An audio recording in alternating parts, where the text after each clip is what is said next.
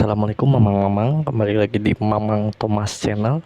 Di video kali ini Mamang Thomas akan membahas bagaimana caranya kita untuk menjadi anggota DPR ya, terutama spesifik lagi anggota DPR yang pro rakyat seperti itu ya Mamang-Mamang.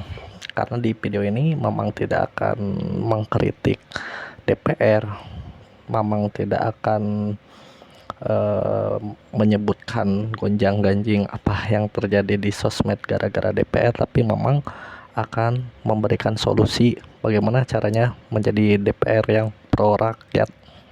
Seperti itu ya, memang. Oke, simak terus videonya tanpa opening. Jadi gini, memang kalau kita mau menjadi DPR RI itu syaratnya itu sangat mudah gampang. Yang mudahnya adalah lulusan SMA, terus jadi warga negara Indonesia dan lain sebagainya ya. Mamang kalian semua cari aja sendiri. Nah, yang susahnya itu adalah gabung menjadi partai politik seperti itu ya. Nah, bagaimana cara menjadi DPR yang baik? Step pertama yang pro rakyat ya. Step pertama adalah dimulai dari mamang-mamang sekalian harus mengaspirasikan isi pikiran kalian, harus mengeluarkan kata-kata yang membangun dari diri kalian sendiri ya mamang-mamang. Nah, apa itu aspirasi mamang-mamang? Aspirasi itu adalah sebuah pola pikir pemikiran kalian yang untuk membangun bangsa, untuk membangun negeri.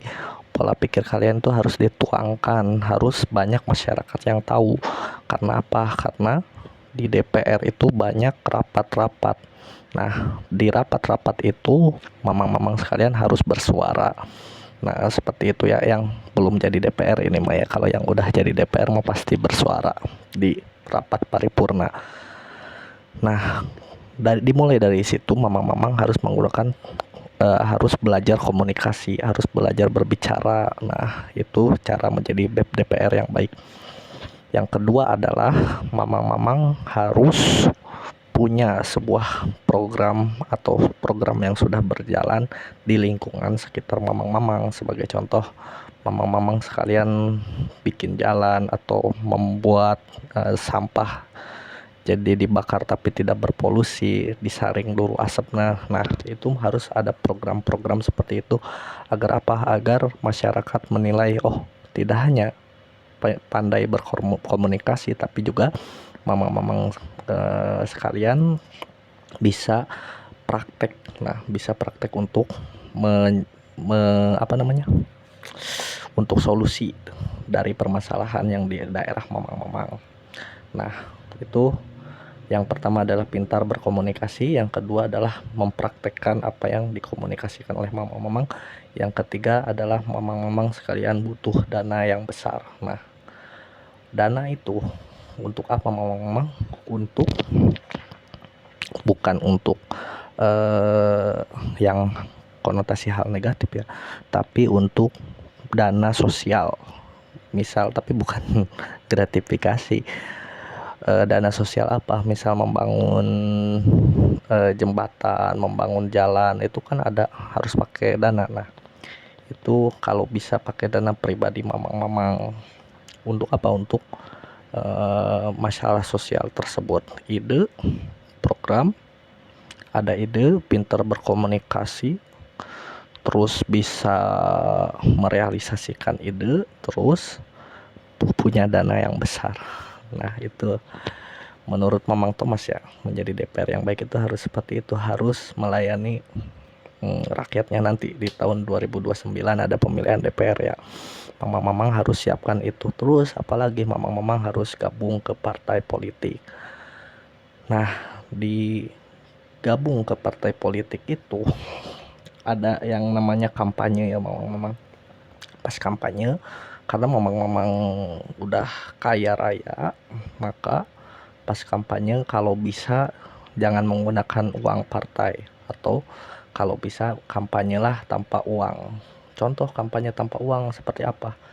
Yakni ide mamang-mamang dituangkan di sosial media, praktek mamang-mamang sekalian dituangkan di sosial media. Terus apalagi, terus realisasi ide mamang-mamang semua ditumpahkan di sosial media. Untuk apa? Agar masyarakat tahu kinerja mamang sebelum menjadi anggota DPR RI. Nah itu. Terus dalam jangka waktu 2025, 2026, 2027, 2028, 2029, 5 tahun ini atau 4 tahun kurang lebih, memang harus, ini yang paling susah. Ada dua sih yang paling susah. Kalau menyuarakan komunikasi itu bisa dengan latihan, sering latihan berbicara. Kalau praktik, nah itu juga susah sebenarnya.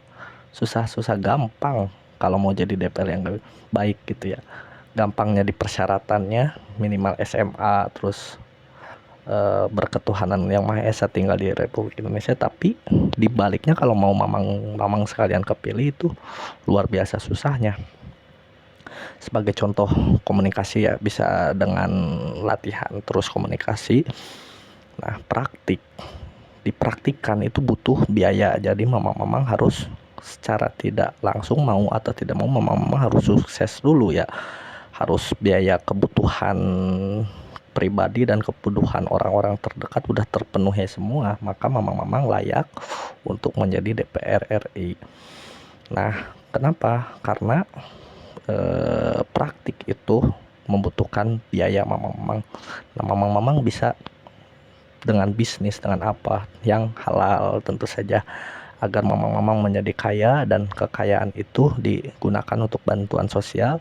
Dan bantuan sosial itu harus mau tidak mau dilihatkan di media sosial. Karena apa? Karena itu bisa menambah elektabilitas. Apa itu elektabilitas? Yakni kepopuleran mamang. Nah setelah pola pikir, tapi wajib ini jangan sampai tidak tidak seimbang antara pola pikir dan juga praktik. Harus seimbang pola pikir dan praktik.